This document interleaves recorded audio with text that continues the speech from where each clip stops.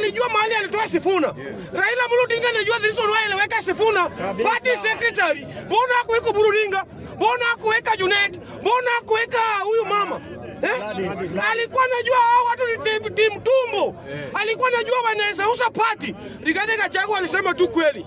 Alisema Sifuna, wewe na babu wenu, Ruto amenunua chama na nyinyi watafukuzwa. Ndugu yangu,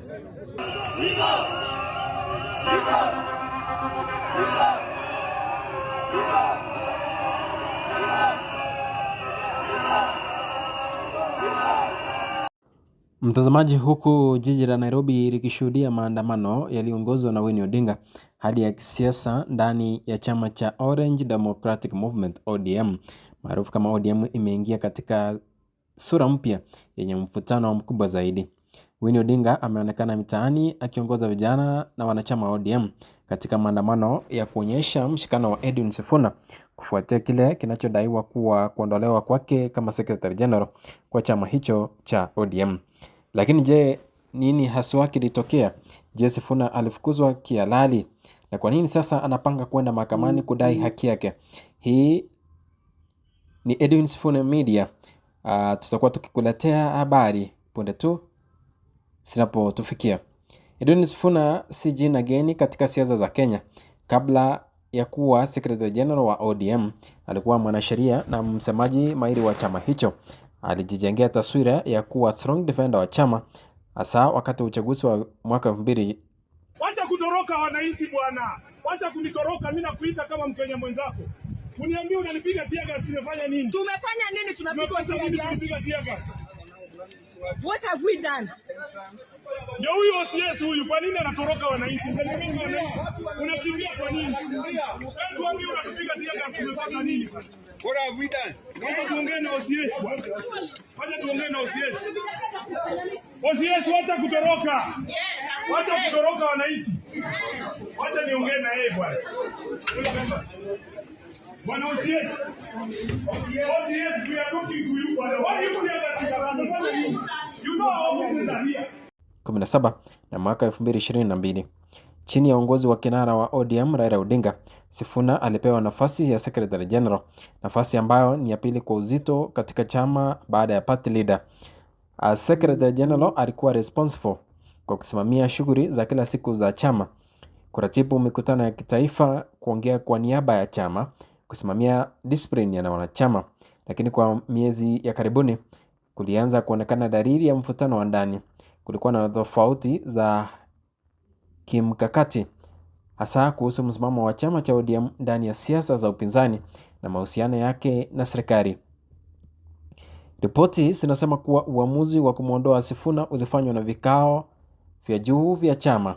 Hata hivyo, hakuna taarifa rasmi iliyoonyesha kuwa kulikuwa na disciplinary hearing au formal charges dhidi yake. Na hapa ndipo mjadala mkubwa unaanza. Kwa mujibu wa katiba ya ODM, chama kina taratibu maalum za kinidhamu. Cha kwanza ni kwamba mwanachama anapaswa kupewa notisi ya tuhuma, kuitwa mbele ya kamati ya nidhamu.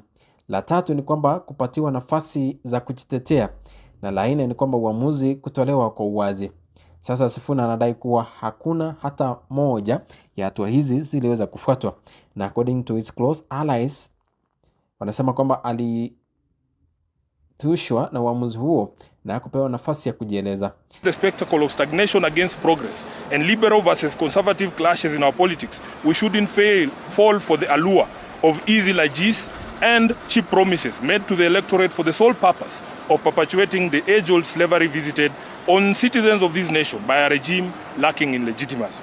I remain a loyal member and the duly elected Secretary General of the ODM party. I remain committed to the struggle for a fair, just and democratic Kenya. As I navigate this period, I ask for your prayers and goodwill, but most importantly, for all of you to remain vigilant in guarding the freedoms that Raila Odinga taught us never to compromise over. Swali ni je, uongozi wa chama ulikiuka katiba yao wenyewe au kulikuwa na sababu za ndani ambazo hazijawekwa wazi? Siku chache baada ya taarifa hizo za kuondolewa kwa Sifuna kusambaa, Winnie Odinga alionekana barabarani Nairobi. Akizungumza mbele ya wanaandamanaji, alisisitiza kuwa kile kinachofanyika hakikuwa haki na kwamba chama hakiwezi kuendeshwa kwa ambush politics. Well, the purpose of a political party is to capture power, all power. So I believe ODM must field a candidate everywhere. That is the point of a political party. And that's the point of a democracy. Not everybody will think the same. People are going to compete. So I think ODM needs to be competitive, and we are. I don't know. Maandamano hayo yalikuwa ya symbolic, lakini yenye ujumbe mzito kwamba kuna mgawanyiko wa ndani unaokuwa ndani ya chama. Winnie kama binti wa Raila Odinga kuonekana akimuunga mkono Edwin Sifuna hadharani ni ishara kwamba hii si tu mgogoro wa kawaida wa chama, bali ni power struggle ya ndani. Sasa Edwin Sifuna anapanga kwenda mahakamani. Kisheria kesi yake inaweza kujengwa katika misingi kadhaa. Ya kwanza ni breach of party constitution. Anaweza kudai kwamba chama kilikiuka katiba yake kwa kumpa haki ya kusikilizwa. La pili ni violation of natural justice, kanuni ya audi alteram partem, meaning you hear the other side. Political rights under the Constitution of Kenya zinampa nafasi, na katiba ya Kenya inalinda haki ya kushiriki katika shughuli za kisiasa bila kunyanyaswa au kuonewa. Mahakama inaweza kuangalia, je, kulikuwa na procedural fairness, je, kulikuwa na bad faith, na je, uamuzi huo ulikuwa wa kisiasa au wa kinidhamu. If the court finds that due process was not followed, inaweza kuamuru kurejeshwa kwake au hata kufuta uamuzi huo. Mtazamaji, ODM ni chama kikuu cha upinzani nchini Kenya. Mgogoro huu unakuja wakati ambapo chama kinapaswa kuimarisha msimamo wake kuelekea uchaguzi ujao. Internal division kama hizi zinaweza kudhoofisha image ya chama, kuathiri wanachama wa grassroots, kuleta confusion kwa kupiga kura, lakini pia inaweza kuwa moment ya reform ambapo chama kitachagua kuimarisha transparency na accountability.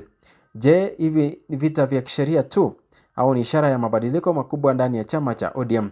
The Kenyan politics is dynamic. Power shifts, alliances change, and internal democracy is always tested. Sifuna kwenda mahakamani ni hatua kubwa.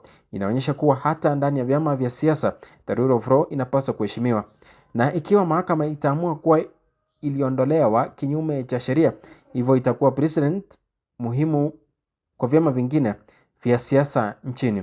Kwa sasa macho yote yako katika mahakama na kwa uongozi wa ODM, na swali linabaki, je, watajaribu suluhu ya ndani au vita hivi vitaendelea hadharani?